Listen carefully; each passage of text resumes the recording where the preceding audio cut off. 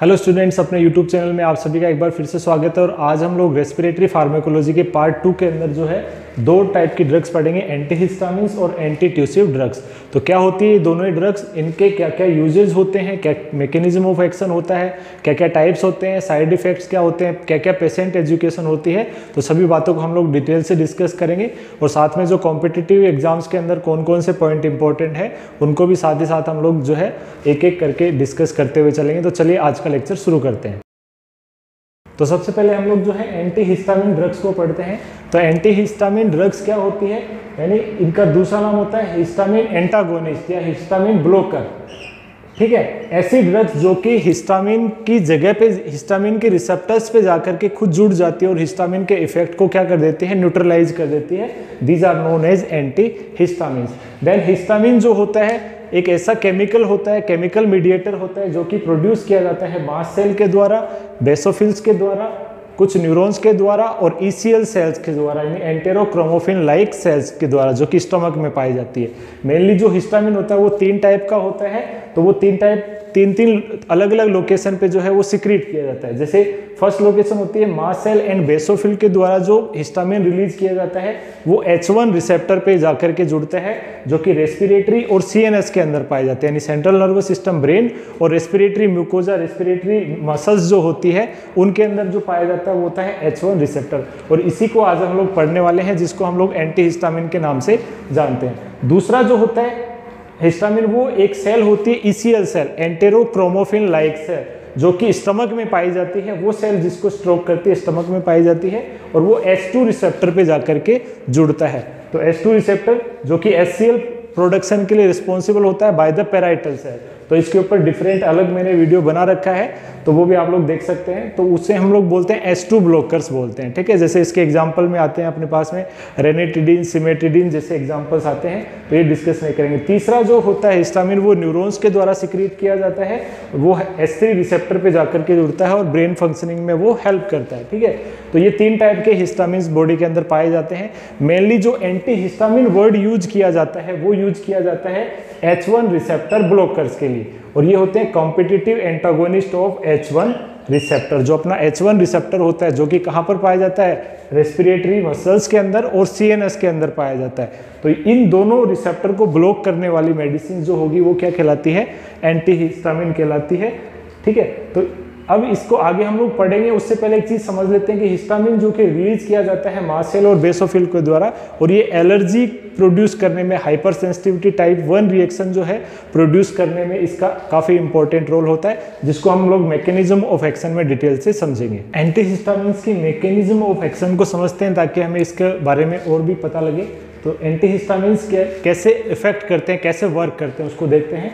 जब भी बॉडी में कोई एलर्जन, जिसे हम लोग एंटीजन बोलते हैं, वो एंटर करता है, ठीक है, तो जब एलर्जन बॉडी में एंटर करेगा, चाहे वो कोई बैक्टीरिया हो सकता है, वायरस हो सकता है, या फिर कोई डस्ट हो सकती है, पोलेंस हो सकते हैं, जो कि एलर्जी को ट्रिगर करते हैं, विच इज एलर्जन। जो भी एजेंट जो है एलर्जी को ट्रिगर करता है वो एलर्जन कहलाता है। तो जब भी कोई एलर्जन आता है, जैसे किसी को मधुमक्खी ने काटा है तो उसका टॉक्सिन है, ठीक है, वो कोई भी कुछ भी हो सकता है जो कि एलर्जी को क्रिएट करता है। ठीक है, तो वो एलर्जन या एंटीजन जैसे ही बॉडी में आएगा, अपनी बॉडी में जो होती है IgE एंटीबॉडी पाई जाती है।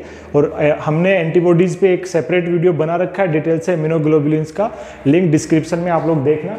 तो IgE एंटीबॉडी कैसे बनती है, कौन बनाता है, वो सब बातें वहां पर है। तो IgE एंटीबॉडी उस एंटीजन के साथ में क्या कर जाती है, जुड़ जाती है। ओके, अब जैसे ही एंटीजन के साथ में जुड़ेगी, जुड़ करके ये IgE एंटीबॉडी है वो जुड़ती है साथ में मास्ट सेल और बेसोफिल पे जाकर के ये जुड़ जाती है, क्योंकि IgE के रिसेप्टर पाए जाते हैं मास्ट सेल पे और बेसोफिल पे, और मास्ट सेल और बेसोफिल रिलीज करती है हिस्टामिन को।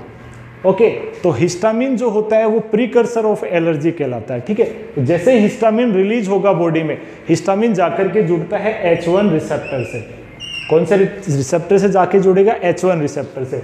H1 रिसेप्टर से जुड़ने के बाद में क्या होगा, हिस्टामिन जैसे ही जुड़ेगा H1 रिसेप्टर से, वो क्या होगा, कुछ इफेक्ट प्रोड्यूस करेगा। और मेनली 3 तरीके के इफेक्ट प्रोड्यूस करता है। पहला होता है respiratory smooth muscle contraction, respiratory की जो मसल्स होती है उनका कॉन्ट्रैक्शन करता है। दूसरा वेजोडाइलेशन या फिर increase capillary permeability, blood vessels का वेजोडाइलेशन कर देता है और कैपिलरी परमेबिलिटी को बढ़ा देता है, जिसकी वजह से वहां पर फ्लूइड लीकेज होता है और बॉडी में स्वेलिंग आने लग जाती है, सूजन आने लग जाती है। ठीक है।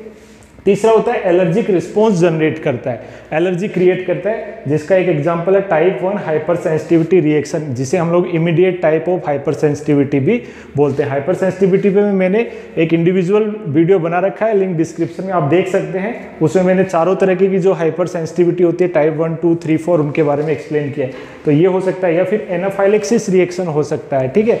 एनाफाइलेक्सिस रिएक्शन, जैसे कोई टॉक्सिन बॉडी में आता है तो एनाफाइलेक्सिस होने लग जाता है, तो वो रिएक्शन होना इसका। तो ये तीनों इफेक्ट जो है हिस्टामिन जब H1 रिसेप्टर पे जाके जुड़ता है उसके बाद में ये तीनों इफेक्ट जो है प्रोड्यूस होते हैं बॉडी के अंदर। ओके, तो अब मैकेनिज्म ऑफ एक्शन पढ़ रहे हैं हम अपन किसका, एंटी हिस्टामिन का। तो अब एंटी हिस्टामिन का रोल कहाँ होता है, इस स्टेप के ऊपर। ओके, एंटी हिस्टामिन क्या करते हैं, इस स्टेप को होने से रोक देते हैं। हिस्टामिन किससे जाके जुड़ रहा है, H1 रिसेप्टर से। तो एंटी हिस्टामिन क्या होते हैं, वहां पर कॉम्पिटिटिव एंटागोनिस्ट होते हैं, यानी H1 रिसेप्टर पे एंटी हिस्टामिन मेडिसिन जो अपन ने खाई है वो पहले जाकर के जुड़ जाएगी।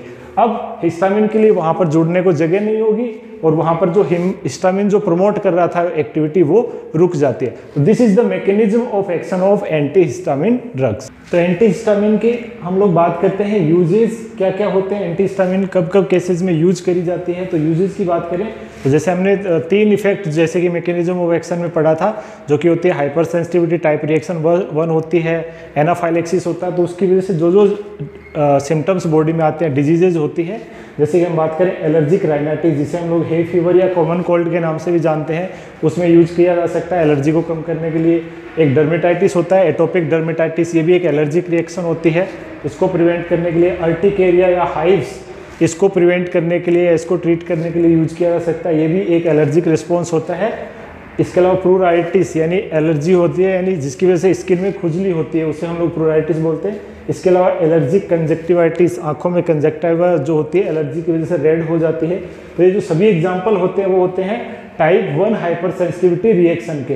तो इन टाइप 1 हाइपर सेंसिटिविटी रिएक्शन को हम लोग प्रिवेंट करने के लिए इनका यूज कर सकते हैं। इसके अलावा एनाफाइलेक्सिस केस में जैसे इंसेक्ट बाइट हो जाए या फिर किसी ड्रग का जो है साइड इफेक्ट हो जाए, जिसकी वजह से एनाफाइलेक्सिस हो जाता है बॉडी में, तो ड्रग का side effect plus insect bite दोनों ही केसेस के अंदर एनाफाइलेक्सिस हो सकता है।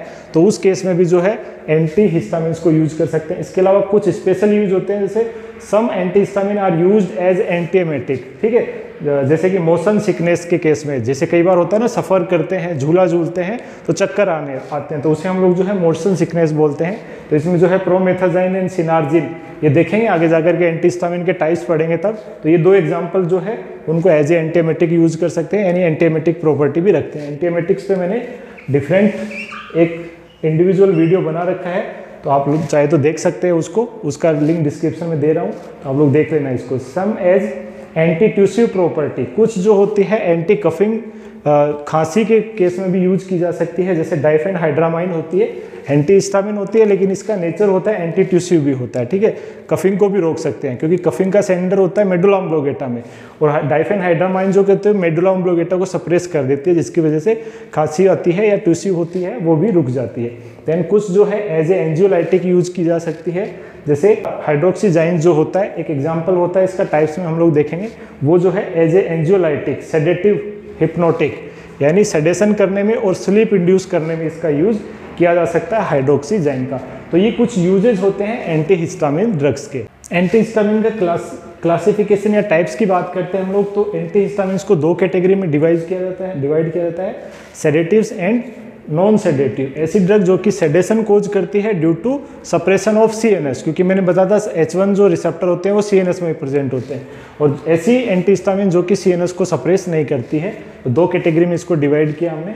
तो पहला होता है अपने पास डाइफेनहाइड्रामाइन, जिसको बेनेड्रिल के नाम से भी जाना जाता है। पहला एग्जांपल जो कि सेडेशन भी कोज करता है, एंटी हिस्टामिन भी होता है, और अभी हमने यूजेज में देखा था कि इसके एंटी ट्यूसिव प्रॉपर्टी भी होती है। देन प्रोमिथाजाइन भी इसका एग्जांपल हो गया, जो कि एंटीएमेटिक प्रॉपर्टी भी रखता है। इसके अलावा फेनरामाइन मेलेट, जिसे हम लोग एविल के नाम से जानते हैं, 4 mg में आता है। तो फेनरामाइन जो होता है ये भी एंटी हिस्टामिन प्रॉपर्टी रखता है, एंटी एलर्जिक प्रॉपर्टी रखता है। इसके अलावा क्लोरफेनरामाइन इसी का एनालॉग हो गया। देन साइक्लिजाइन एंड मेक्लिजाइन ये भी जो होते हैं सेडेटिव एंटी हिस्टामिन होते हैं। इसके अलावा मेपाइरामाइन, हाइड्रोक्सीजाइन जो अभी हमने यूजेज के अंदर सबसे लास्ट में पढ़ा था, एज ए सेडेटिव हिप्नोटिक भी इसको यूज किया जा सकता है। और इसके अलावा सिनार्जिन, तो सिनार्जिन भी एक और प्रॉपर्टी रखता है, एंटी एमेटिक प्रॉपर्टी भी ये रखता है, जिसे हम लोग मोशन सिकनेस में यूज करते हैं। इसके अलावा ऐसी जो कि नॉन सेडेटिव होती है उसके अंदर एग्जाम्पल अपने पास आ जाएंगे, सिट्रिजाइन है, लेवोसिट्रिजाइन है, लोराटिडिन है और एस्टेमिजोल है। ठीक है, तो ये कुछ एग्जाम्पल है जो कि non sedative anti histamine drugs के होते हैं, और ये सब है सेडेटिव एंटी हिस्टामिन ड्रग्स के। एंटी हिस्टामिन के side effect, adverse effect, contraindication और पेशेंट एजुकेशन हम लोग देखते हैं कि क्या क्या एजुकेशन उसको दी जानी चाहिए। तो सबसे पहले साइड इफेक्ट की बात करें, जो कि ब्रेन से रिलेटेड, क्योंकि ब्रेन को ये सेडेट करते हैं इसलिए सीएनएस जैसे साइड इफेक्ट, सीएनएस के साइड इफेक्ट आते हैं, जैसे सेडेशन है, डिजीनेस है, ड्राउजीनेस है, स्लीप लाइक स्टेट आ जाती है।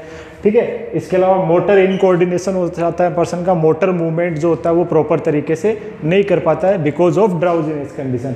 इसके अलावा जो है एंटी कोलिनर्जिक इफेक्ट भी पाए जाते हैं, क्योंकि एंटी हिस्टामिन जो होते हैं मस्करेनिक रिसेप्टर, जहाँ पर एसिटाइलकोलिन जाकर के जुड़ता है, एसिटाइलकोलिन के रिसेप्टर को मस्करेनिक रिसेप्टर बोला जाता है, उस पे जाकर के कुछ एंटी हिस्टामिन जो है वो जुड़ जाते हैं। इस वजह से वो एंटी कोलिनर्जिक इफेक्ट भी बॉडी में प्रोड्यूस करने लग जाते हैं।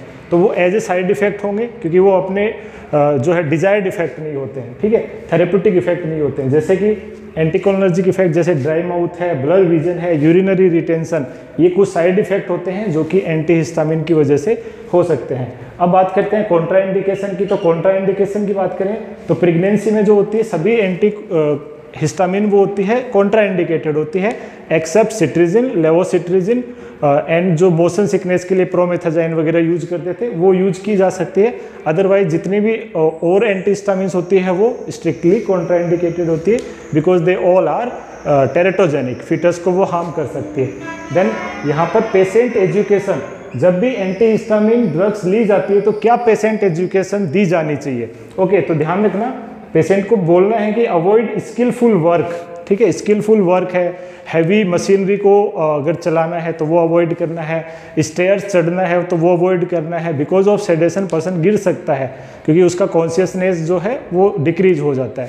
देन ड्राइविंग वगैरह है वो भी उसको अवॉइड करने के लिए बोलना। दूसरा इंपॉर्टेंट एजुकेशन है कि जब भी एंटी हिस्टामिन ड्रग्स ली जाए, सेडेटिव वाली जो क्लास अपन ने पढ़ी थी, उनको कब लेना चाहिए, बेड टाइम पे लेना चाहिए। बेड टाइम पे यानी सोने से पहले, उससे होगा ये तो अब साइड इफेक्ट को हम लोग अवॉइड कर सकते हैं। तो ये दोनों एजुकेशन जो है पेशेंट को दी जानी चाहिए while taking anti histamine drugs. Second हम लोग बात करते हैं एंटी ट्यूसिव ड्रग्स की, यानी ऐसी ड्रग्स जो कि कफिंग, खांसी को रोकने के लिए दी जाती है। अब कफिंग क्या होता है, अपना प्रोटेक्टिव मैकेनिज्म होता है। जब भी कोई फॉरेन पार्टिकल म्यूकोजा, अपने रेस्पिरेटरी म्यूकोजा को इरिटेट करता है तो वहाँ पर अपन को जो रिफ्लेक्स है वो ब्रेन के मेडुला ऑब्लोंगेटा तक जाता है, और मेडुला ऑब्लोंगेटा क्या करता है, कफिंग को इंड्यूस करता है। ओके, तो ये होता है अपना कफिंग का मैकेनिज्म। अब एंटी ट्यूसिव ड्रग्स क्या करती है, रिलीव करती है उस कफिंग को by suppressing the medulla oblongata. Medulla oblongata जो होता है अपना ब्रेन स्टेम का सबसे लास्ट पार्ट होता है, midbrain pons and medulla oblongata. तो मेडुला ऑब्लोंगेटा में कफिंग के सेंटर पाए जाते हैं। उन सेंटर्स में ये मेडिसिन क्या करती है, उन सेंटर्स को सप्रेस कर देती है ताकि अपन को जो कफिंग आ रही है वो रुक जाए। कई बार पैथोलॉजिकल कोज की वजह से कफिंग आती है तो जो अपने को क्या करती है, इरिटेट करने लग जाती है। ठीक है, काफ़ी अपने को विग्रस कफिंग आती है जिसकी वजह से इरिटेशन होने लग जाता है और पर्सन को बहुत प्रॉब्लम होती है। तो उस प्रॉब्लम को रोकने के लिए एंटी ट्यूसिव मेडिसिन का यूज किया जाता है। तो मैकेनिज्म ऑफ एक्शन क्या है इन एंटी ट्यूसिव ड्रग्स का, suppression of medulla oblongata. Medulla oblongata में भी suppression of coughing centre at medulla oblongata. Then types की बात करते हैं तो दो टाइप में इसको कैटेगराइज किया जाता है एंटी ट्यूसिव्स को, opioids and non opioids. Opioid यानी मॉर्फिन से रिलेटेड जो आते हैं, ओपियम से जो बनाए जाते हैं। ठीक है, तो इसमें कोडीन एंड फेलकोडीन आता है। मॉर्फिन भी ओपियोइड होता है बट उसकी एंटी ट्यूसिव प्रॉपर्टी नहीं होता है, वो सेडेटरी होता है। ठीक है, तो मॉर्फिन एक एंटी ट्यूसिव ड्रग नहीं होता है, मॉर्फिन एक ओपियोइड एनाल्जेसिक होता है, जबकि कोडीन एंड फेलकोडीन जो होते हैं as a antitussive medicine use किए जाते हैं। देन नॉन ओपियोइड्स जो होते हैं, जो कि ओपियोइड नहीं है बट उनकी भी प्रॉपर्टी क्या है, मेडुला ऑब्लोंगेटा को सप्रेस करने की। तो ये होते हैं जैसे डेक्सामेथार्फन हाइड्रोब्रोमाइड होता है, तो ये ड्रग भी एंटी ट्यूसिव होता है। क्लोफेडिनोल होता है, नोस्केपाइन होता है। इसके अलावा कुछ एंटीहिस्टामिन जो अभी अपन ने पढ़ी थी, जैसे कि डाइफेनहाइड्रामाइन यानी बेनेड्रिल होता है और क्लोरफेनरामाइन होता है। तो ये जो दोनों भी जो होते हैं एंटी ट्यूसिव प्रॉपर्टीज रखते हैं। तो ये होता है अपना क्लासिफिकेशन। मैकेनिज्म ऑफ एक्शन हमने देखा कि जो रेस्पिरेटरी ट्रैक्ट होता है अपना, रेस्पिरेटरी ट्रैक्ट में कोई भी एलर्जन होगा या कुछ भी इरिटेंट होगा, उसकी वजह से जो है रिफ्लेक्स जाते हैं सेंसरी न्यूरॉन्स के द्वारा मेडुला ऑम्ब्लोगेटा को। मेडुला ऑम्ब्लोगेटा में कफिंग सेंटर होता है, तो वो ट्रिगर हो जाता है। ट्रिगर होने के बाद में रिफ्लेक्स जो है वो जाता है रेस्पिरेटरी मसल्स को, और रेस्पिरेटरी मसल्स जो है फोर्सफुल एक्सपीरेशन, जिसे हम लोग कफिंग बोलते हैं, उसके लिए रिस्पॉन्सिबल होती है। तो फोर्सफुल एक्सपीरेशन होता है एयर का, जिसकी वजह से कफिंग इंड्यूस होती है। तो अब जैसे ही एंटी ट्यूसिव दिए जाएंगे, वो क्या करते हैं, मेडुला ऑम्ब्लोगेटा को क्या करते हैं, सप्रेस करते हैं, और कफिंग सेंटर सप्रेस हो जाएगा, वो जो है कफिंग रुक जाती है। अब बात करते हैं नेक्स्ट हम लोग मैकेनिज्म ऑफ एक्शन के बाद में साइड इफेक्ट्स। तो एंटी ट्यूसिव ड्रग के क्या साइड इफेक्ट होंगे, तो सभी जो एंटी ट्यूसिव ड्रग है वो सीएनएस का डिप्रेशन करती है, ठीक है। तो सीएनएस डिप्रेशन जैसे कि ड्राउजीनेस है, नोजिया एंड वोमिटिंग है, मूड चेंज हो जाता है, respiratory and serious cardiovascular suppression हो जाता है, क्योंकि रेस्पिरेटरी सेंटर भी जो होता है पोन्स एंड मेडुला ऑम्ब्लोगेटा के अंदर पाए जाते हैं। इसके अलावा फेंटिंग एंड सिनकोप होता है, पर्सन का जो लॉस ऑफ कॉन्शियसनेस हो जाता है, यानी अल्टर्ड लेवल ऑफ कॉन्शियसनेस हो जाता है, जिसे हम लोग जो है फेंटिंग या syncope, transient loss of consciousness भी इसको बोला जाता है। तो ये कुछ साइड इफेक्ट होते हैं एंटी ट्यूसिव ड्रग्स के। तो आपको अगर टॉपिक अच्छे से समझ में आ गया तो जल्दी से इस क्वेश्चन का आंसर आप लोग कमेंट बॉक्स के अंदर डाल दो। Which of the following drug can be effective in allergic rhinitis. Allergic rhinitis की कंडीशन में इनमें से कौन सी ड्रग इफेक्टिव होगी। ऑप्शन है डाइफेनहाइड्रामाइन, डेक्सामेथार्पन हाइड्रोब्रोमाइड, नोस्केपाइन एंड टर्ब्यूटलिन। अगर आपने आज का लेक्चर अच्छे से पढ़ा है तो इस क्वेश्चन का आंसर आप इजीली जो है दे सकते हो। कमेंट बॉक्स में जरूर से देना इसका आंसर। हिंट में दे देता हूँ, अब अपन को पता है हिंट में दे रहा हूँ। यहाँ पर एलर्जिक राइनाइटिस क्या है, एलर्जिक कंडीशन है, तो यहाँ पर अपन को एंटी हिस्टामिन ड्रग्स जो है दी जानी चाहिए, क्योंकि एलर्जी यहाँ पर रिस्पॉन्स हो रही है, टाइप 1 हाइपर सेंसिटिविटी रिएक्शन है। तो हमें केवल एंटी हिस्टामिन ड्रग अगर क्लासिफिकेशन याद है तो इसका आंसर इजीली अपन दे सकते हैं। इन चारों में से एंटी हिस्टामिन ड्रग कौन सी है, तो आप इजीली इसका आंसर कमेंट बॉक्स के अंदर जरूर दें। और आज का वीडियो अगर इन्फॉर्मेटिव लगा हो तो वीडियो को लाइक शेयर तो आपने कर ही दिया होगा, और चैनल को सब्सक्राइब कर देना और बेल आइकन पे जरूर क्लिक कर देना, ताकि नेक्स्ट वीडियो आप तक सबसे पहले पहुंचे। Thank you very much.